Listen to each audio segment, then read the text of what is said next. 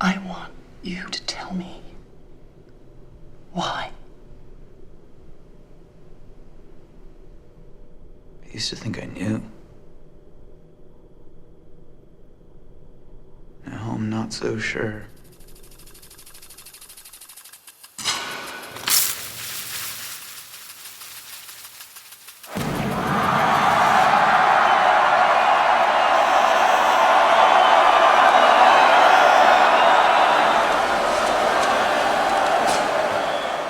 토마토 축제를 즐기는 여자의 이름은 에바.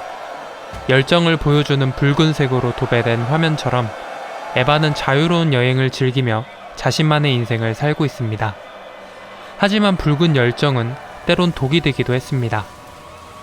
에바는 한순간의 열정으로 생각지도 못한 임신을 하게 됩니다.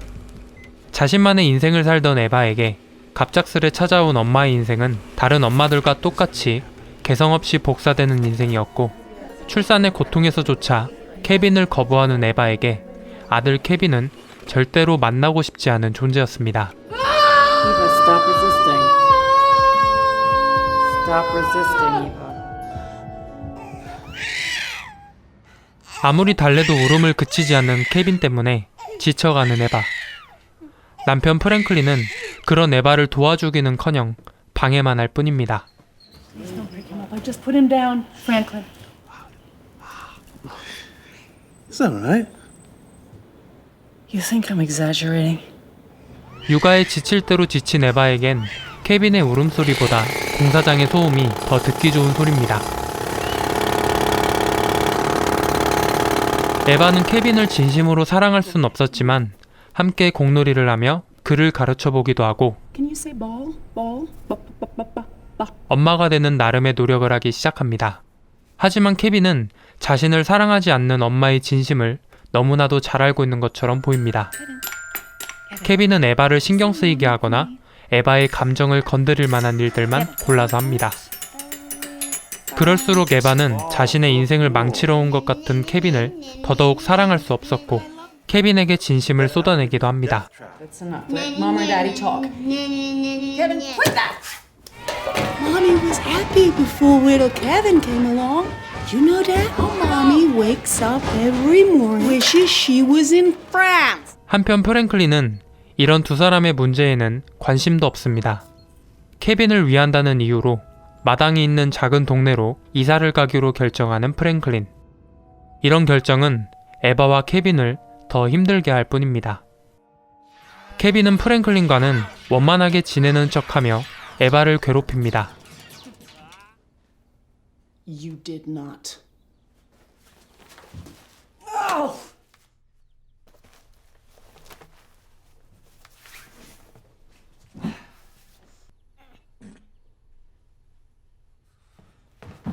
화를 참지 못한 에바는 실수로 케빈의 팔을 부러뜨리게 됩니다.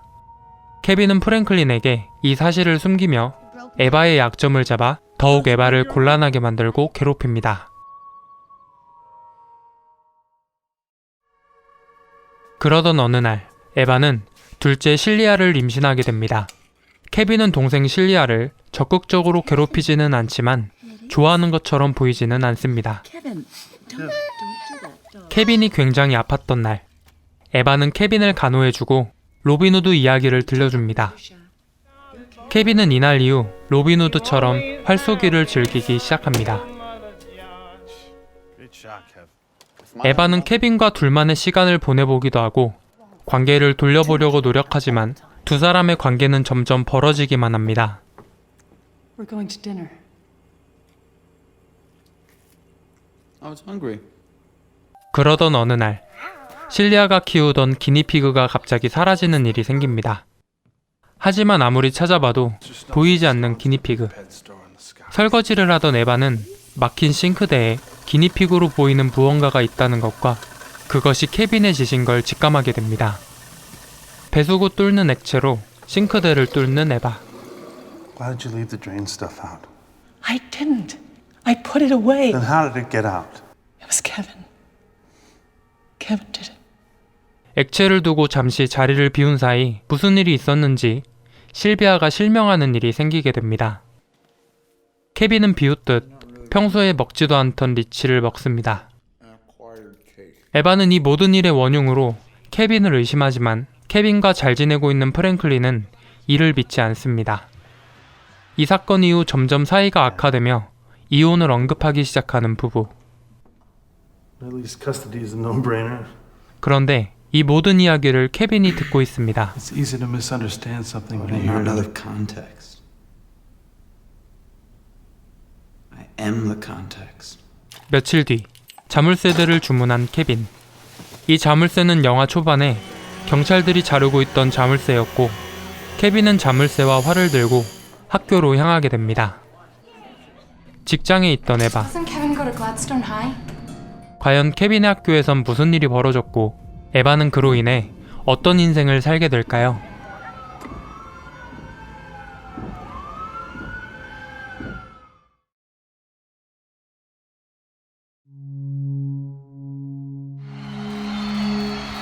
그날 학교에서 케빈은 친구들을 죽이며 살인을 저지릅니다.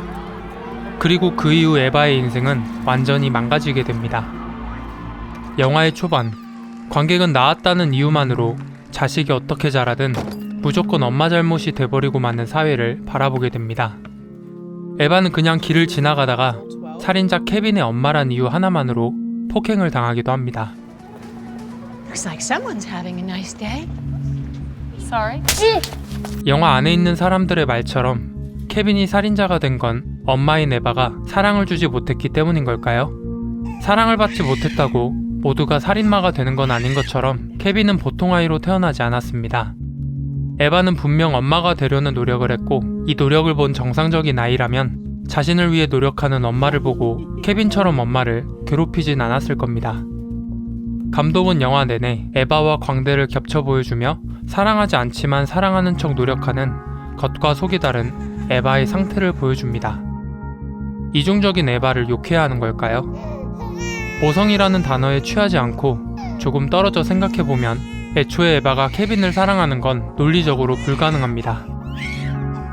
영화는 개성 넘치던 한 명의 여성이 케빈의 탄생으로 엄마가 되는 과정을 복사기를 이용해 표현합니다. 에바에게 케빈은 자신의 인생을 엄마의 인생으로 복사해버린 원인입니다. 자신의 인생을 앗아간 케빈을 사랑할 이유는 케빈이 에바의 자식이라는 것 말고는 없습니다. 모성을 포함한 모든 사랑엔 최소한의 이유가 필요합니다. 과연 자식이라는 이유가 자식을 사랑할 충분한 이유가 될 수 있을까요? 남편이자 아버지인 프랭클린. 이 새끼는 자신의 인생을 뒤로하고 갑작스럽게 엄마의 인생을 맞닥뜨린 에바가 고통받고 있을 때 에바의 말을 제대로 듣지도 않고 케빈에 대해 제대로 이야기를 나눌 생각도 안 합니다. 실제로 이 새끼에 대한 감독의 생각이 드러나는 장면들이 있습니다. 케빈이 에바를 괴롭히고 아버지를 이중적으로 대할 때 프랭클린은 화면의 끝자락에 위치합니다. 아내의 말을 무시하고 넘어갈 때 역시 프랭클린의 얼굴을 보여주지 않고 잘라내버립니다. He's a sweet little boy. That's what boys do. 이런 이미지는 프랭클린이 가족에게 신경 쓰지 않는 모습을 여실히 보여줍니다. 감독은 프랭클린을 보여주지 않으므로 가족에게 신경 쓰지 않는 프랭클린의 모습을 보여줍니다. 당신이 누군가를 사랑하지 않는다고 죄가 되지는 않습니다. 하지만 사람들은 모성애만큼은 당연한 것으로 여기고 자식에게 사랑을 주지 못한 엄마를 욕합니다. 이 영화를 보고 모성애를 당연한 거라고 여기는 많은 사람들이 자식을 사랑하지 못한 엄마의 잘못에 대해 이야기할 겁니다. 영화의 원제목이 케빈에 대하여 이야기할 필요가 있다는 이유가 여기에 있지 않을까요? 모성애도 다른 사랑들처럼 당연한 게 아니고 최소한의 이유가 필요한 거라면 우린 그저 케빈을 사랑하지 않았을 뿐 다른 잘못은 없는 에바에 대해 이야기할 필요가 없습니다. 그저 살인자인 케빈에 대해 이야기하면 될 뿐입니다. 만약 에바가 엄마가 된 후에도 자신의 인생을 잃지 않았다면, 에바의 삶을 이어갈 수 있었다면 어땠을까요? 어쩌면 우리들이 엄마가 된 에바가 케빈을 사랑할 이유를 만들어주지 못했던 건 아닐까요? 이처럼 이 영화는 여러 가지 생각을 하게 만드는 영화입니다. 영화 케빈에 대하여 추천드립니다.